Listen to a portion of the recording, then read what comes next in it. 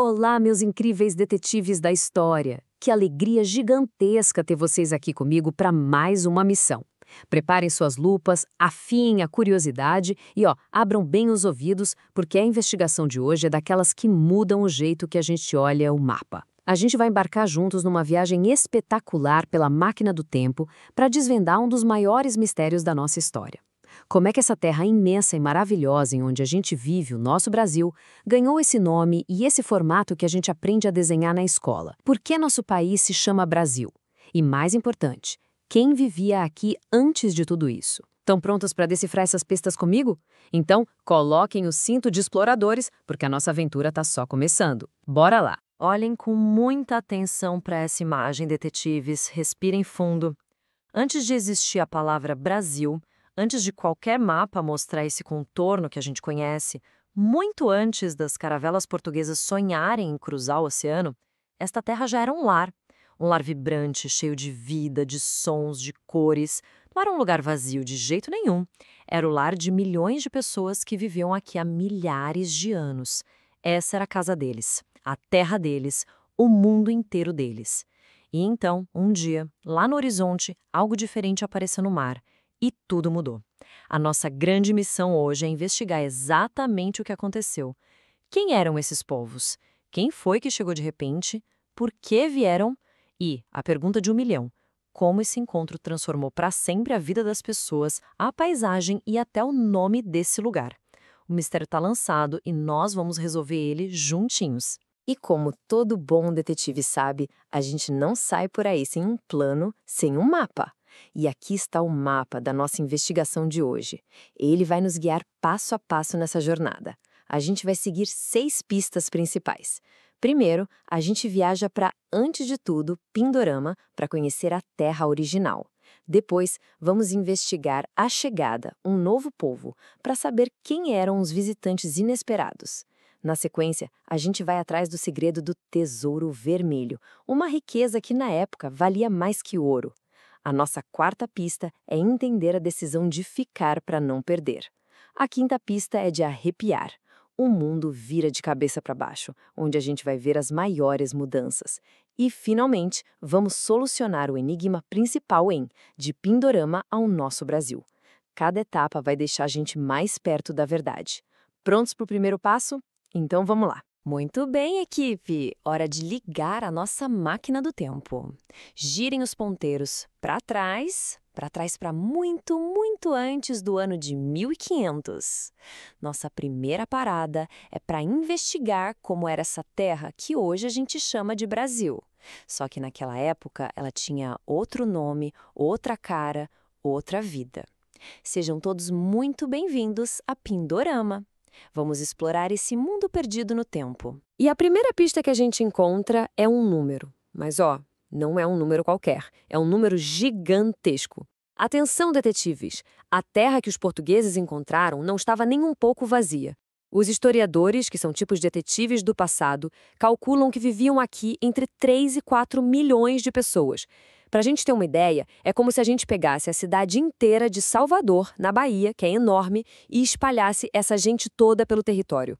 Ou então, imaginem encher o estádio do Maracanã umas 50 vezes. É muita, muita gente.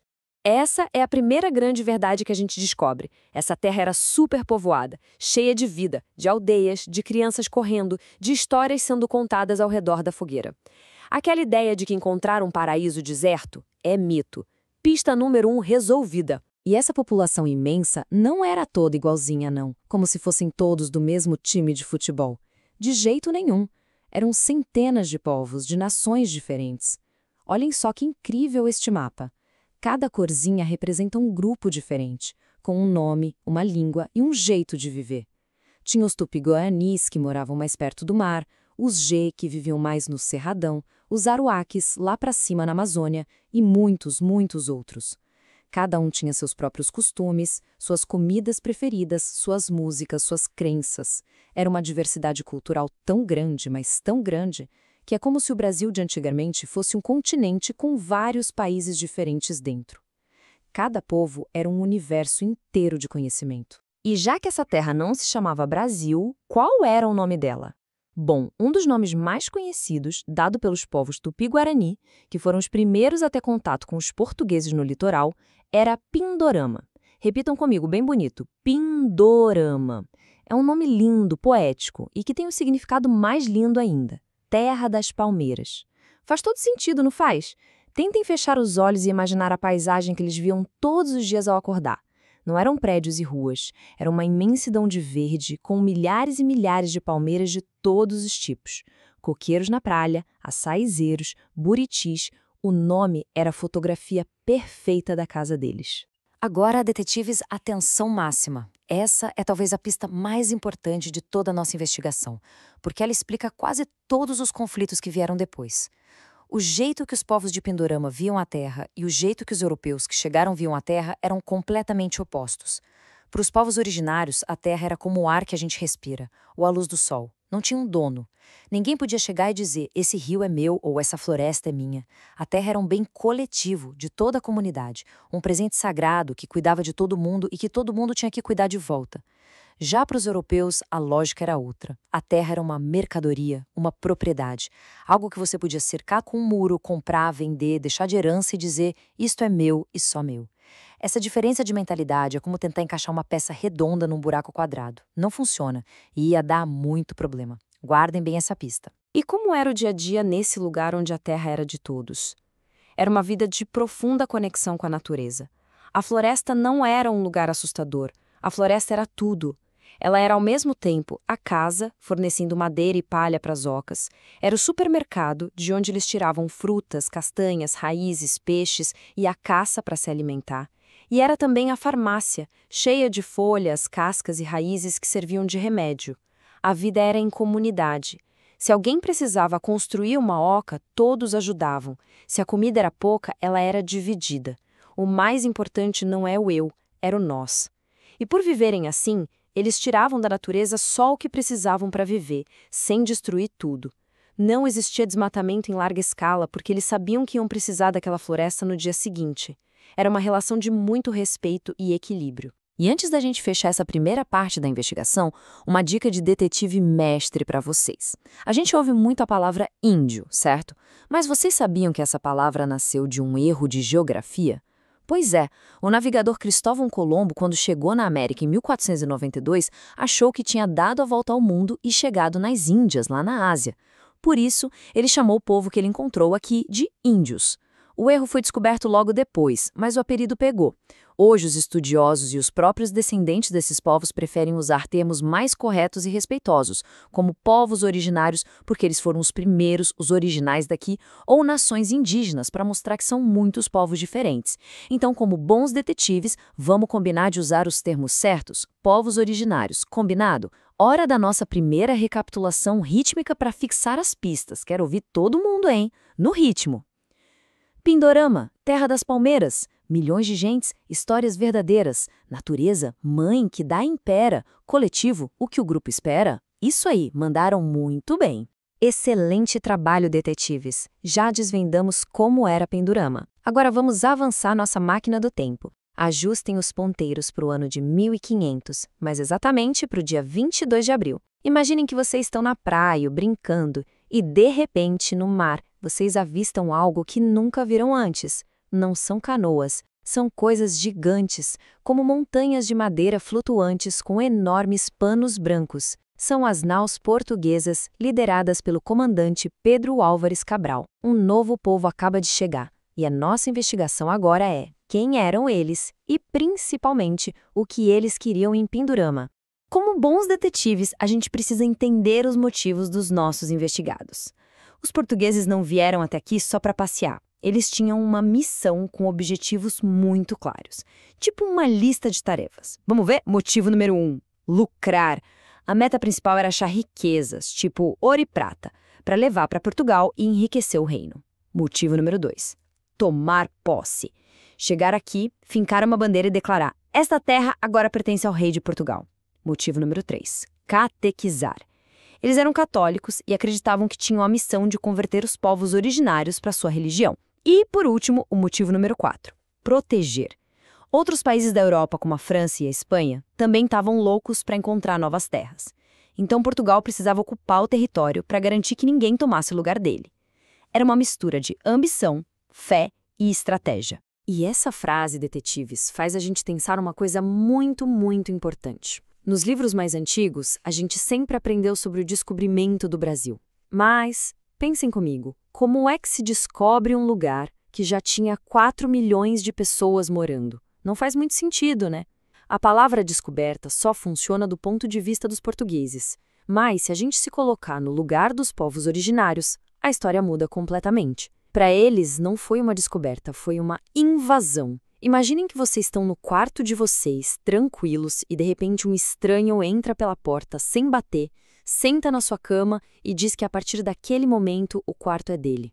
Seria bem assustador e injusto, não seria? Foi mais ou menos assim que os povos de Pindorama se sentiram. É muito importante a gente entender esses dois lados da mesma história. Vamos para a nossa segunda recapitulação para não perder o fio da meada, no ritmo da investigação. Navios no mar, uma surpresa a chegar, objetivos na mão, lucrar, tomar, rezar e guardar.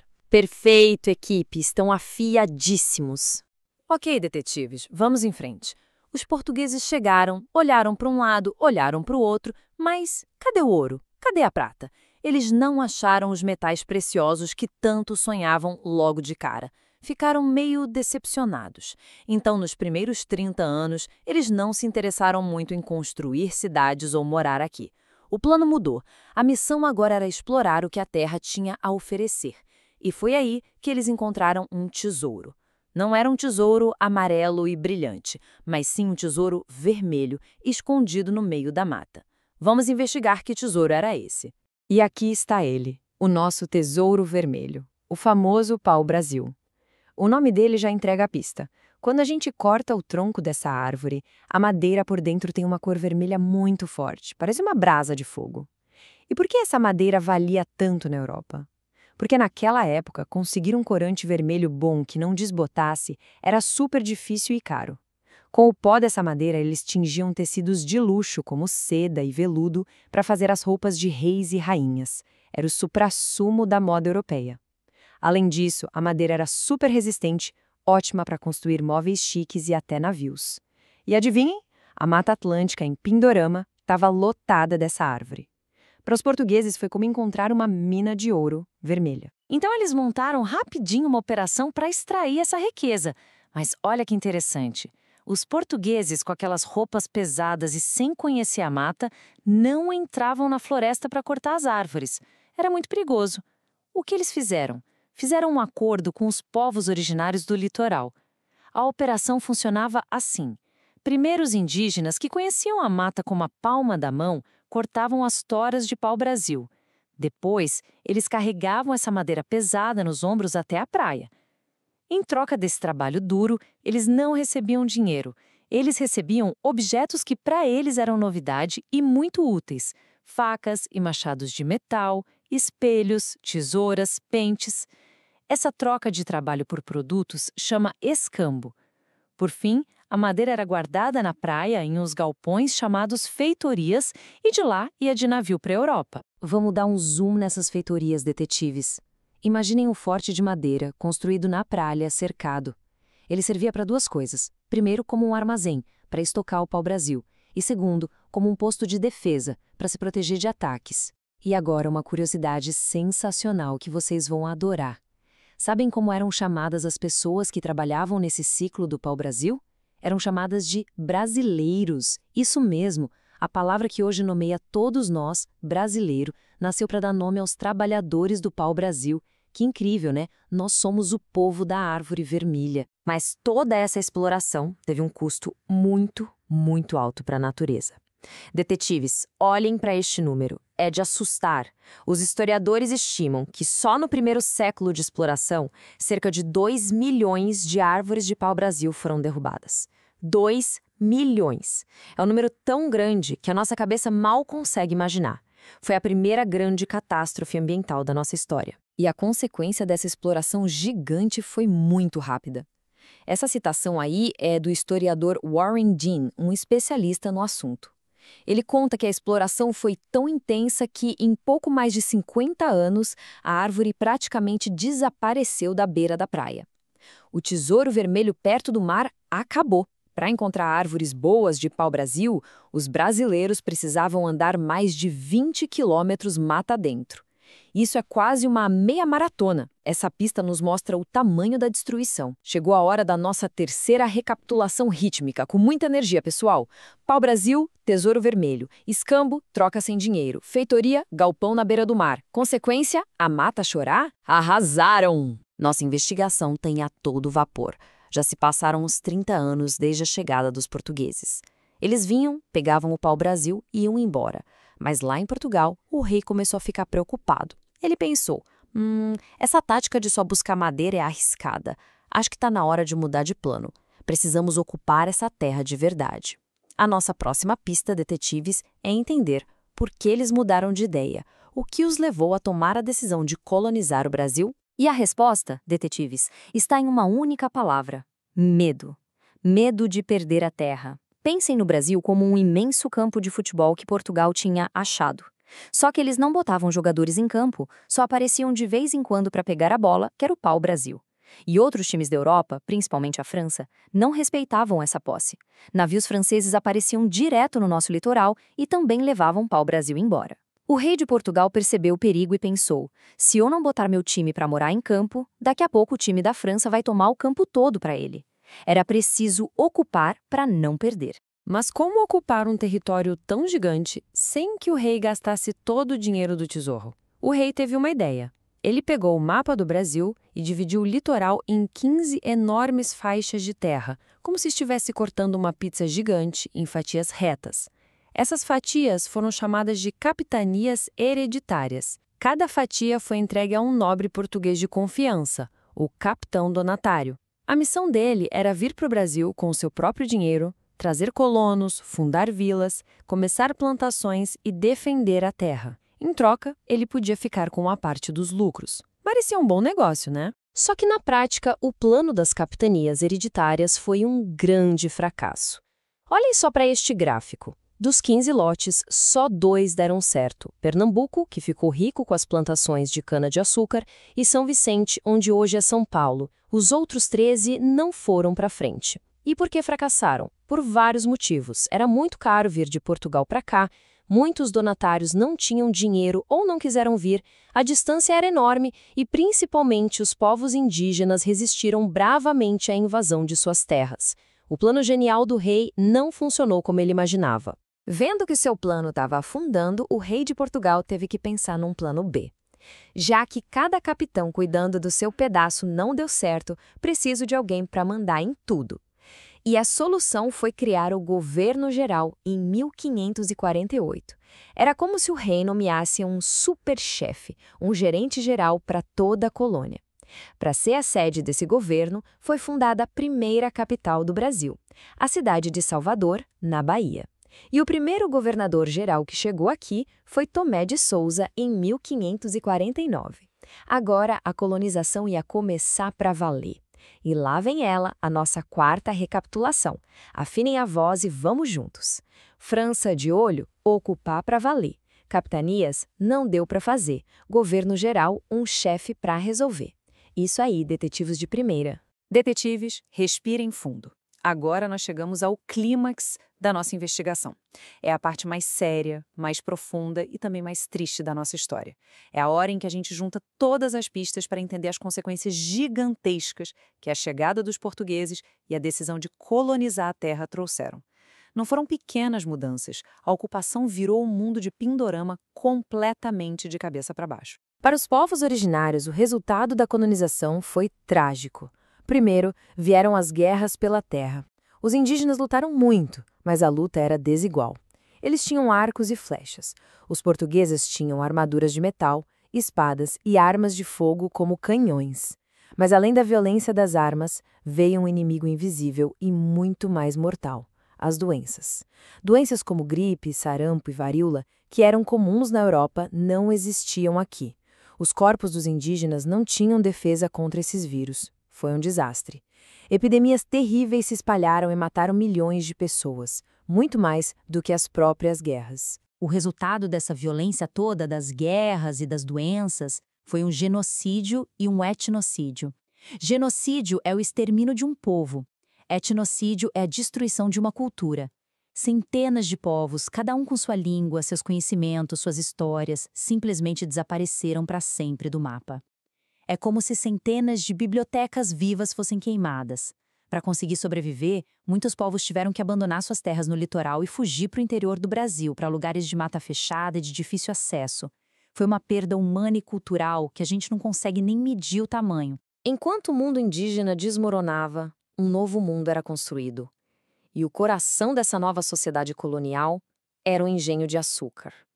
Olhem bem para essa imagem. O engenho não era só a máquina que moía a cana. Era um pequeno mundo. Lá no alto ficava a Casa Grande, a mansão luxuosa onde vivia o senhor de engenho. Bem perto, mas num lugar separado e em condições terríveis, ficava a senzala, onde viviam as pessoas escravizadas, primeiro os indígenas e depois, principalmente, os africanos, que faziam todo o trabalho pesado. Tinha a capela para as cerimônias religiosas e a moenda, onde a cana era esmagada. E em volta, até onde a vista alcançava, os imensos canaviais. A vida de todo mundo girava em torno da produção de açúcar para vender na Europa. O açúcar foi o primeiro grande produto da colônia, mas com o passar dos séculos, outras atividades econômicas foram surgindo e fazendo com que a ocupação fosse cada vez mais para o interior do Brasil. No sertão do Nordeste, surgiu a pecuária, a criação de gado. No século XVIII, descobriram ouro e diamantes em Minas Gerais, começando o ciclo da mineração. Mais tarde, já no século XIX, veio o ciclo do café, em São Paulo e no Rio de Janeiro. E lá no norte, na floresta amazônica, eles exploravam as chamadas drogas do sertão. Opa, calma aí, detetives. Drogas do sertão? Que nome estranho é esse? Podem ficar tranquilos, não tem nada a ver com o que a gente chama de droga hoje em dia. Esse era o nome que os portugueses davam para vários produtos super valiosos que eles encontravam na floresta amazônica e que serviam como temperos, corantes e remédios, coisas que a gente adora até hoje. Por exemplo, o cacau, de onde vem o nosso chocolate, o guaraná, que dá energia, a baunilha, o cravo, eram verdadeiros tesouros da floresta que também eram levados para a Europa e davam muito lucro. Prontos para a nossa quinta e penúltima recapitulação? Essa é importante. Vamos lá? Para os nativos, dor e confusão. Na paisagem, cana e construção. Novo centro, o engenho em ação. Muito bom. Meus caros detetives, nós chegamos à última etapa da nossa missão. Que jornada, hein? Já descobrimos como era Pindorama, quem chegou, por que resolveram ficar e as enormes consequências dessa ocupação. Agora, falta a gente resolver o enigma final, a cereja do bolo da nossa investigação, como, depois de tudo isso, essa terra passou a se chamar, oficialmente para sempre, Brasil. A solução do mistério está próxima. Vocês sabiam que o nosso país foi um verdadeiro camaleão de nomes? Ele teve várias identidades antes de se decidir. Olhem só essa linha do tempo. O nome mais antigo que a gente conhece, o nome original, era Pindorama. Aí, em 1500, quando Cabral chegou, o escrivão da frota achou que eles tinham chegado numa ilha e batizou o lugar de Ilha de Vera Cruz. Pouco tempo depois, eles viram que era uma terra gigantesca, não uma ilha, e mudaram o nome para Terra de Santa Cruz, um nome bem religioso. Foram os primeiros nomes oficiais. Mas, curiosamente, nenhum desses nomes pegou de verdade no dia a dia. O nome que colou, que ficou na boca do povo, dos marinheiros, dos comerciantes e que começou a aparecer nos mapas foi um apelido: Brasil. E o motivo, como a gente já investigou, foi a primeira grande riqueza que eles exploraram aqui, o pau-brasil. A terra ficou tão famosa na Europa por ter essa madeira de cor de brasa que as pessoas começaram a se referir a ela como a Terra do Brasil. Com o tempo, o apelido virou o nome principal. Ou seja, o nosso país não foi batizado em homenagem a um santo ou a um rei. O nosso país foi batizado por causa de uma árvore. E nós fomos chamados de brasileiros. O nome da nossa nação nasceu do nosso primeiro ciclo econômico. Mistério resolvido. E vamos para a última recapitulação rítmica da nossa missão. Comemorem, detetives, com muito orgulho. Primeiro nome? Ilha de Vera Cruz. Depois, Terra de Santa Cruz. Mas o que ficou? O nome que o pau-brasil nos produz. Missão brilhantemente cumprida, equipe. Uau, que viagem, meus amigos! Que investigação incrível nós fizemos hoje! A gente viajou mais de 500 anos no tempo, de Pindorama até o surgimento do nome Brasil. Deciframos pistas, analisamos motivos, vimos as consequências e solucionamos o enigma do nosso nome. Agora, como bons detetives, é hora de organizar o nosso relatório final, juntar todas as descobertas e ver o que de mais importante a gente aprendeu. Vamos ao nosso resumo final da missão, ponto por ponto, para não esquecer nunca mais. Pista 1, descobrimos que o Brasil não era uma terra vazia. Era Pindorama, lar de milhões de pessoas. Pista 2, vimos que os portugueses vieram por riqueza, poder e religião.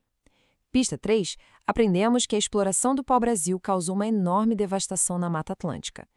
Pista 4, entendemos que a decisão de colonizar de verdade veio pelo medo de perder a terra para rivais. Pista 5, vimos que essa ocupação transformou de forma trágica a vida dos povos originários, além de mudar a paisagem e a economia.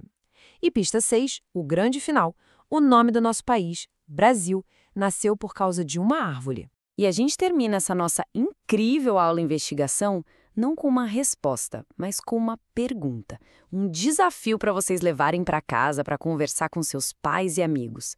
A história do Brasil, como a gente viu, não é uma historinha simples de mocinhos e bandidos. Ela é complexa, cheia de luz e de sombra.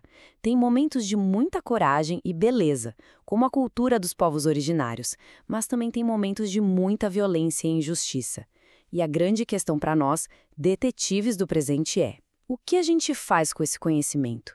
O que podemos aprender com essa história toda, com seus erros e acertos, para nos ajudar a construir um Brasil melhor e mais justo para todas as pessoas que vivem aqui hoje, respeitando as diferenças e cuidando da nossa natureza?